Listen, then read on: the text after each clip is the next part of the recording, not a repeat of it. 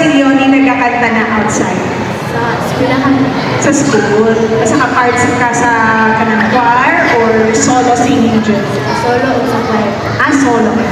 So, meaning to say, first time yun mo nga competition? Opo. Wow, that's a huge step, no? So, may gani kay, ano ni mag-push ni mo nga mo ang competition? Ano sa imong motivation na mo-abil ka competition? Or di-push ka sa imong mama or friends? Sige. I-push ko sa akong papa. Ay, sa imong papa. Si Papa singer ko. Medyo lang. Medyo. Siya ba imong mentor sa pagkanta? Di, Kinsa'y nagatudlo sa imong pagkanta? si Ma'am Grace po. So naka-teacher sa school?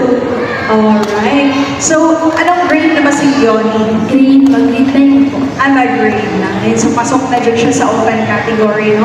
So, since this is your first singing competition, unsa man mo ang preparation na hindi mo yan? Narinig mo ba? Na-prepare kasi mong naririnig. Yes. Alright. Kasi mo kauban tonight? Akong papawag ako yung agaw. Papainig ano? Saan sila? Ayun, grabe naman talaga yung support, no? So, asa man na doon ka ni Leonie ang competition na rin sa Tago? Asa niyo mo nahibalaan may competition na rin?